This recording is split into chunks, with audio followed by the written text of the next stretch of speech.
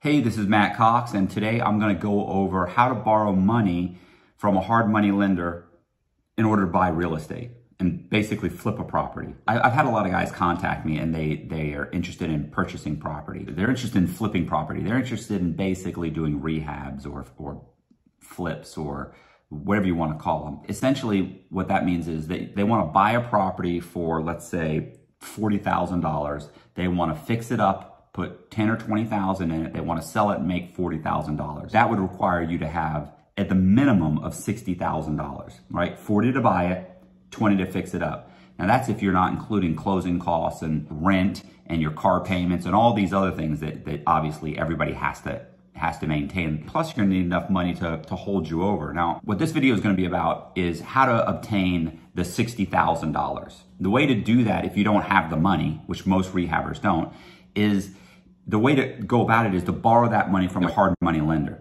And here's the thing, a lot of guys that haven't done this before, they'll think, oh, well, I can just go to my bank and get the loan. That's really, very seldomly does that ever happen.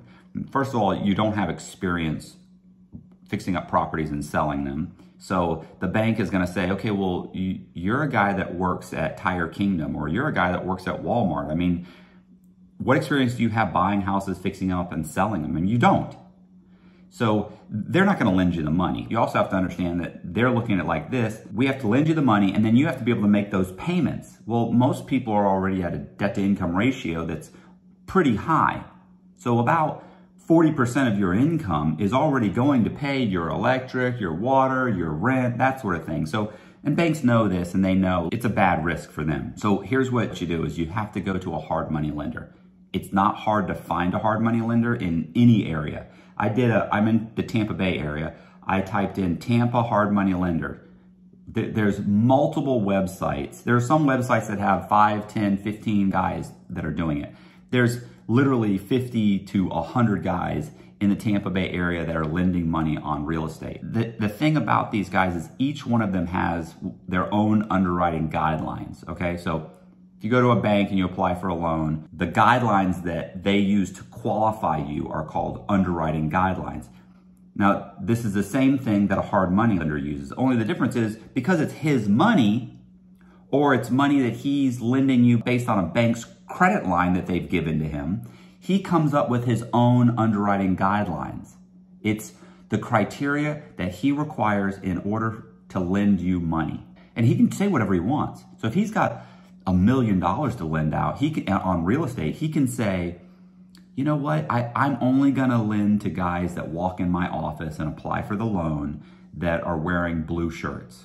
And nobody can say anything about it. Now, what he can't do is charge you what's called userage, which means that he can't charge you more than 18%.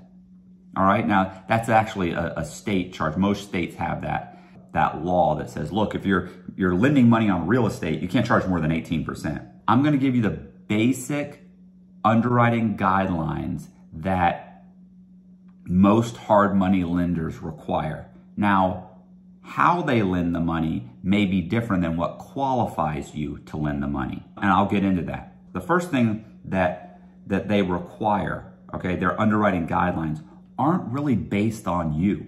A lot of people think, oh, well, I don't have good credit. Typically, they're not concerned about your credit. I know hard money lenders that will lend to guys that have been in foreclosure, they have repossessions, they're late on their credit cards. They're not really lending money on you. What they're concerned about is, do you have any, let's say, tax liens? Now, they don't want anything that's going to hinder them from recouping their investment.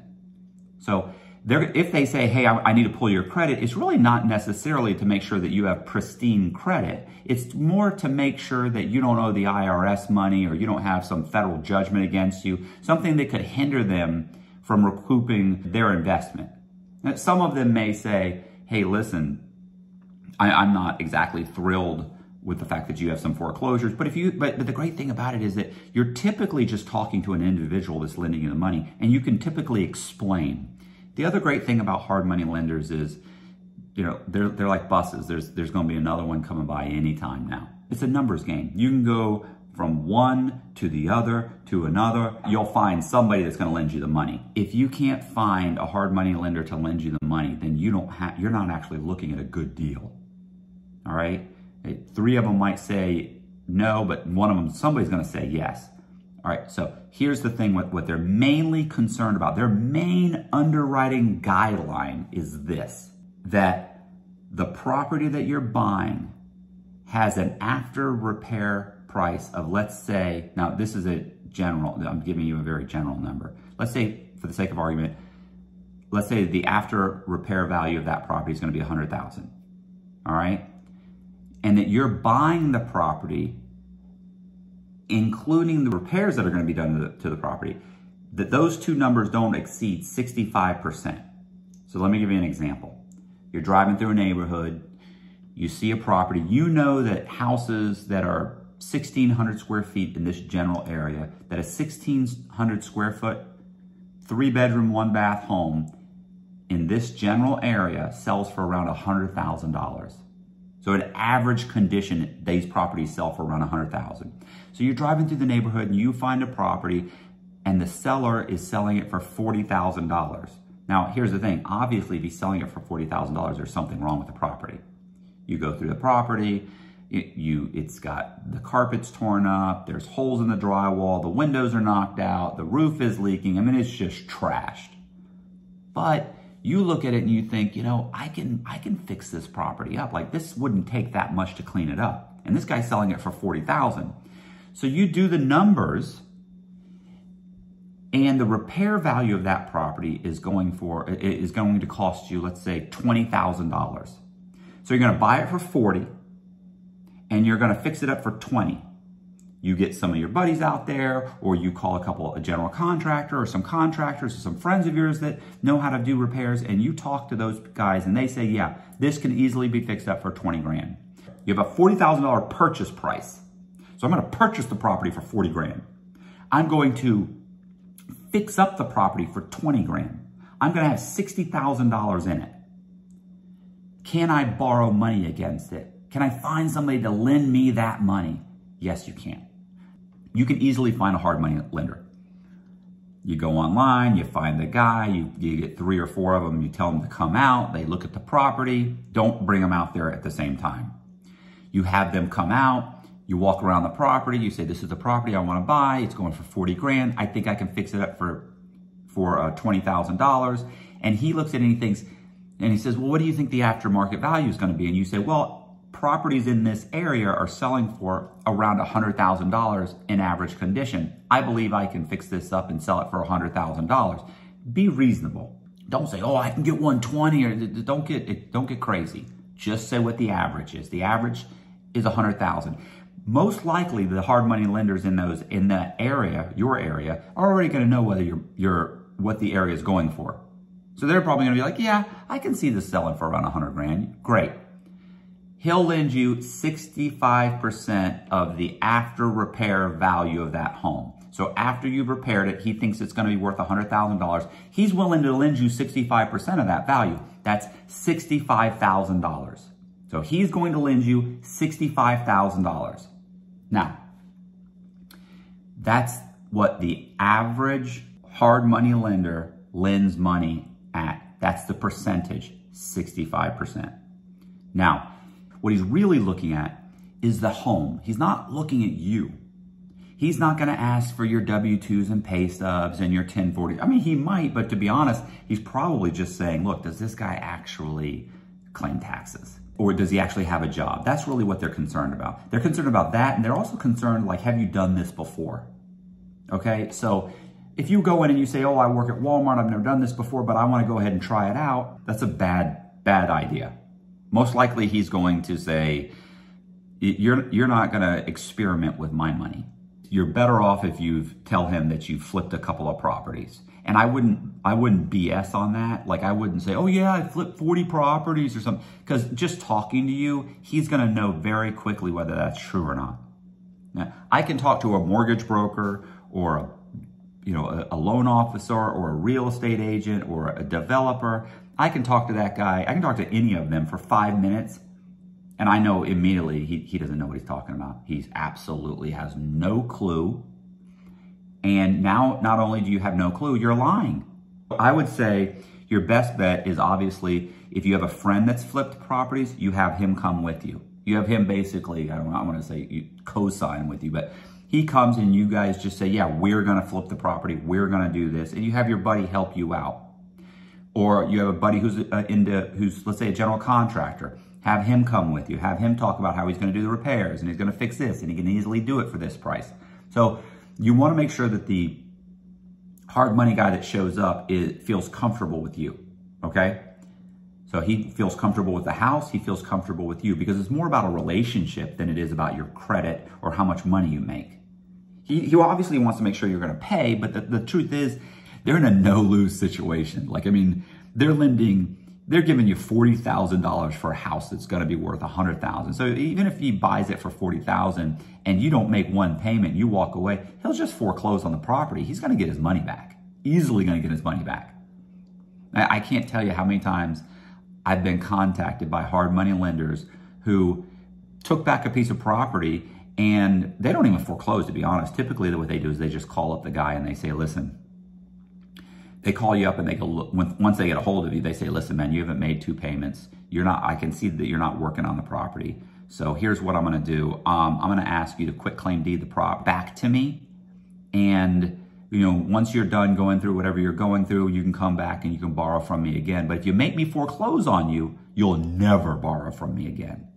And that's really the scenario. Like, they very seldomly have to foreclose. Because if you're smart and you're flipping properties and this guy comes to you and says, look, just sign it over to me, you're probably better off just signing it off. And you know that. If it's been months and you haven't done anything, you're not going to do anything. And you're not paying him, come on. So here's the thing. He's more concerned about the house than you. The house kind of qualifies for itself. Now, if you go out and you find a house that's going for, let's say, $50,000 and it needs repairs of $10,000, you're still below 65%. He's still going to lend you the money. If you find a house that's worth $70,000 and it needs $5,000 in repairs, he's going to say, look, it's $75,000. I'm not going to lend you $65,000 or I'm not going to lend you $75,000 to buy this house and fix it up. There's not enough profit margin there for him. It's a possible loser. Guidelines are based on the house and not so much based on you. That's why these guys lend, because they're in a no-lose situation. So here is how a hard money lender makes his money. For simplicity's sake, let's pretend he's lending you $100,000, not $65,000. He's lending you $100,000. All right, I'm going to use that as the example. So the hard money lender lends, let's say, $100,000 at closing. Let's say you're buying a house for $60,000 and it needs $40,000 in repairs. That's $100,000. At closing, he's going to charge you 3 points. So it's the same thing. If he lends you $60,000 and charges you 3 points, each point is $600. So it's $600, $600, $600. That's $1,800. So let's go back to the $100,000 sales price, or sorry, loan value. So he's lending you $100,000 at closing. He's going to charge you 3 points. The average hard money guy charges between 2 to 4 points. So I'm using 3 points.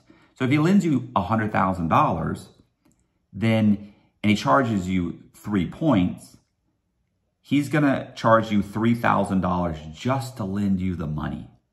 So just to lend you the money, this guy's charging you 3 points. He's making $3,000 right off the top. Some hard money lenders lend you the $3,000 to pay them. So they'll lend you $103,000. Some of them say, I'm lending you $100,000, I'm taking the 3 points out of the $100,000.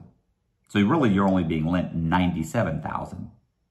You also have to understand, they're not giving you that money. That extra $40,000, or in the first scenario, let's say it was $20,000 or $25,000, they're not actually giving you the $25,000. They're going to hold the $25,000. And as you do the repairs, they will release the money. they're going to lend you $100,000 at closing. So let's say on that one, remember the house is going for, let's say $60,000. The repairs are $40,000, roughly. So they're going to lend you $60,000 and now you've purchased the property. They're going to hold, for the sake of argument, let's say they're holding $35,000 of the $40,000. Let's say $3,000 of the $40,000 went to their pocket. Let's say the closing costs were $2,000. So the repairs on the house are going to cost you $35,000. And they're going to hold that money. They're going to release that money as you do the repairs. They charge 3 points at closing. The other thing that they do is they charge simple interest. Most hard money lenders charge simple interest, which means they're lending you $100,000. They're charging you, let's say, 12% a year, simple interest. So if they're lending you $100,000 at 12% interest, you owe them $12,000 for the year. But every month you're making a payment. So you have monthly payments of $1,000. So every month you pay $1,000 and $1,000 and $1,000. Here's where they make their money. One, they're getting $1,000 a month, plus they just got $3,000 at closing for their points. The other thing that typically they do is they say, look, I'll release the money as many different times as you want. The $35,000 that you're owed, let's say you come to the guy and you say, listen, I just put on the roof and it cost me $5,000. Okay, cool.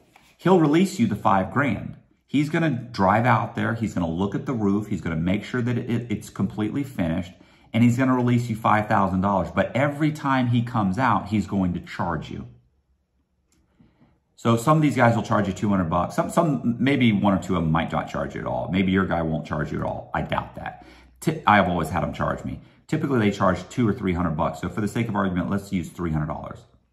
So the guy drives out, he looks at the roof, he goes, nice, okay, yeah, you did a good job. I like it, it looks good. Here's your $5,000, and then, or here's your $4,700, and he writes himself a check for $300.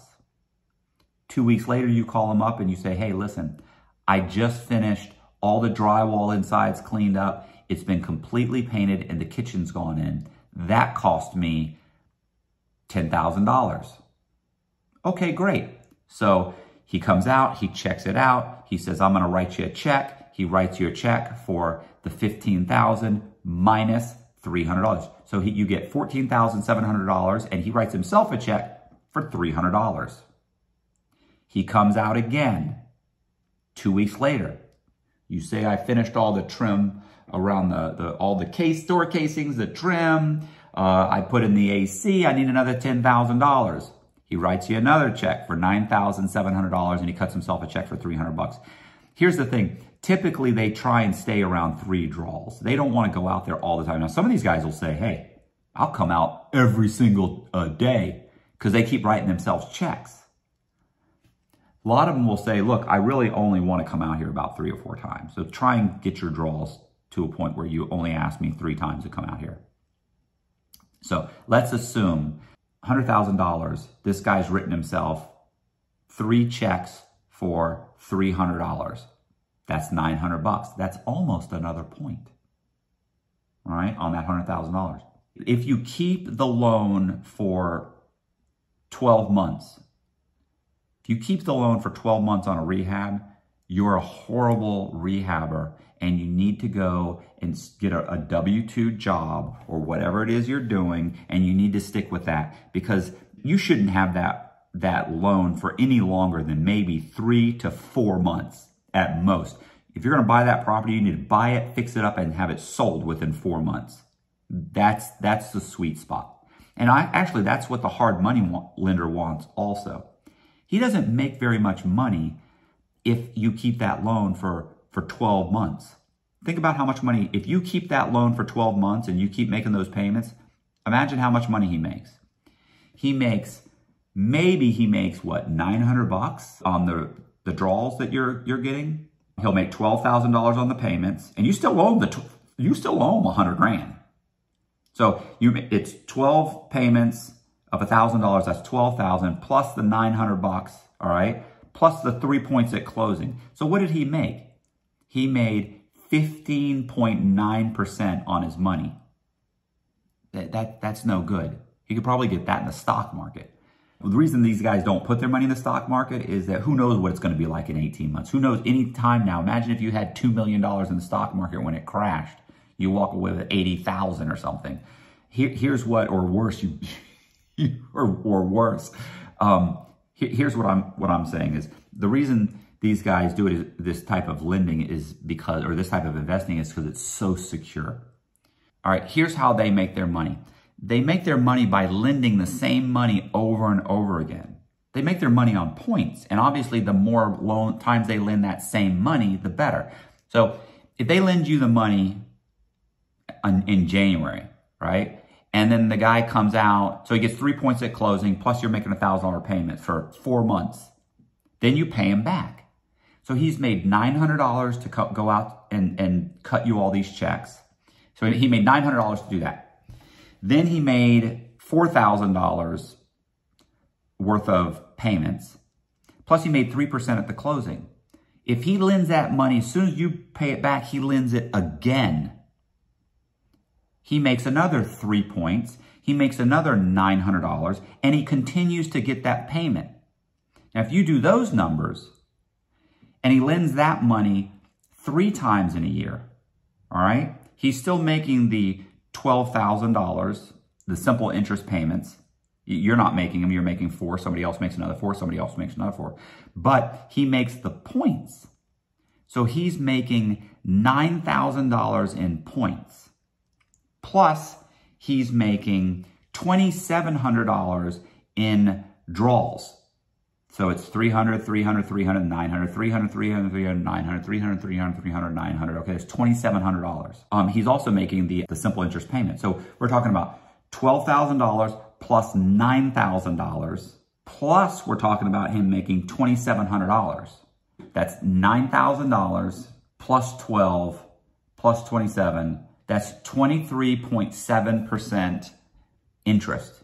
He's making 23.7% interest on his money on $100,000. He just made over $23,000 on his $100,000. Typically, these guys have $300,000 or $400,000 of their own money to lend. Now, I've known a couple guys that have like $500,000. I've known guys that have like $1 million of their own money.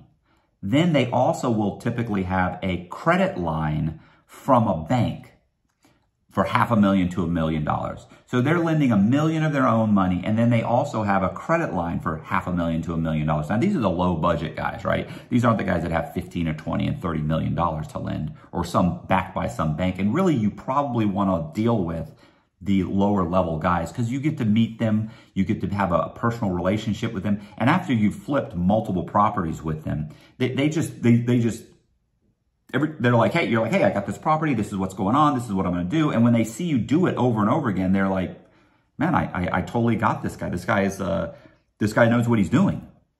And they start really, really just, going with you on everything. They just believe you, and then you build a great relationship with them. And I've had these guys before where I've literally called them up and said, look, I need you to cut me a check for like $100,000 for this piece of property. And they never even go out to the property.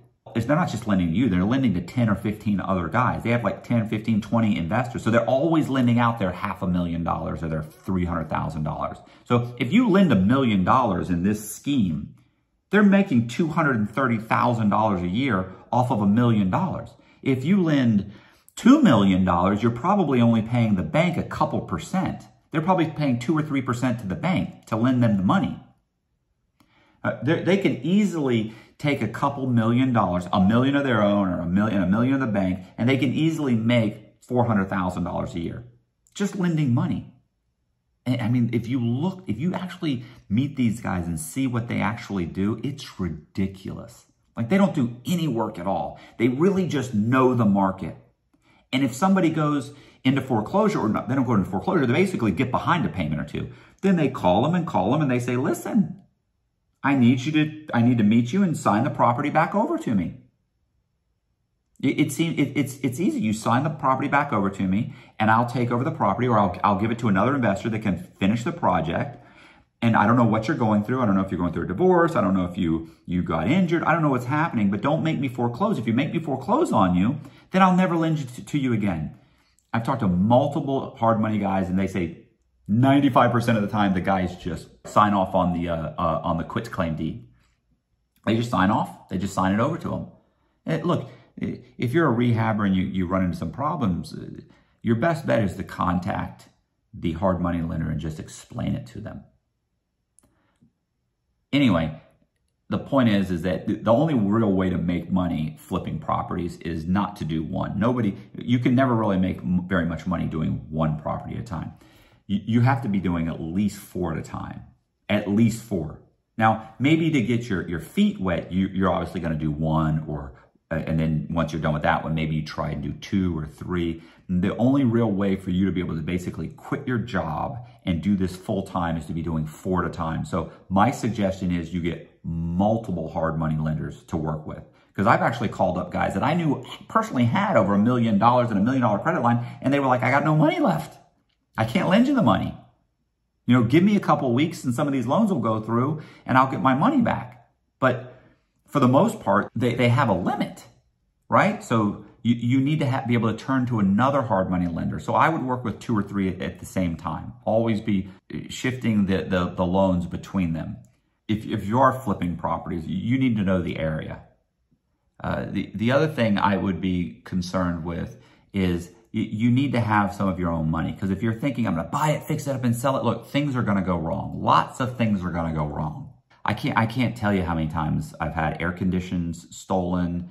I've had kids throw rocks through the windows. I've had people come in and start fires. You know, obviously you're going to need a homeowner's insurance policy or a construction policy. And honestly, the hard money lender is going to make you get that anyway. It's like there's a lot of stuff there's little things that I haven't mentioned, but it doesn't really matter because trust me, the hard money lender is going to make you do it. He's going to be like, I'm not lending you the money unless you have an insurance policy. Now, there are a few other fees involved. And you have to be able to, if you're thinking, I'm going to quit my job and I'm just going to rehab this property. Okay, well, where are you going to get his first payment? You can't not pay the guy his $1,000. You can't not pay your bills. Well, what I'm suggesting is you do 1, you keep your day job, you have some reserves. Worst case scenario is you have to put the repairs on your credit cards, or you go to the bank and you get a personal loan from the bank. I would not tell the bank that you're going to use it for, you know, to rehab a property or something. I mean, you know, tell them you're using it to pay off all your credit cards and then use your credit cards to put the repairs on, because you're going to have money of your own to do the repairs. You're going to need your own money to do the repairs to get paid back. Some hard money lenders actually make you put down a down payment in order for them to lend you the initial purchase price. But most of the ones, about 90% of the guys I've worked with don't require that. They've provided all the money at the closing. They have held back the repair money and they've released it on draws. You may have to sacrifice on the first or second hard money lender that you deal with, but eventually they will tailor make a loan specific for you. I've known guys that have gone to hard money lenders that they've dealt with for a while and they've said, look, I'm going to have this loan for probably 4 months and I just don't want to, I don't want to make those $1,000 payments. Can you just add it? Can you lend me the extra money to make the payments? And they go, yeah, sure, I can do that. They'll change some of the guidelines, but a lot of their guidelines, they're just not going to make those changes from the very beginning. You're going to have to go with their criteria, their guidelines. There's probably about 50 to 100 little tiny nuances that I did not mention on how to flip properties correctly and how to use leverage. And but I think this is a great first start on how to borrow money from a hard money lender. You need to have your ducks in a row when you contact the guy. You need to have it all written out as far as all the repairs are done. You need to be prepared. You need to be confident. You need to be sure. I would have pulled several comparable sales in that area to make sure that he knows that you're doing your due diligence and that you're actually competent to pull this off. This is a very basic understanding of how to borrow money. But listen, man, the big thing is a lot of guys want to flip houses and they just don't have the confidence to do it. It's difficult. It's a really scary thing thing to do for the very first time. And if you have anybody that you know that can help you, that's done it before, get that help. You could even go to other rehabbers and ask other rehabbers. You could even work with another rehabber just to go through the process with him. You could always ask who he's borrowing his money from. You know, team up with the guy on one just to know the ropes. You know what I'm saying? That's definitely probably the way to go if you have no experience. That's it. If you like the video, share it. Do me a favor and hit the like button. Do me a favor and subscribe to the channel and leave a comment for the algorithm and check out any of my other videos, and that's where we're at. See ya.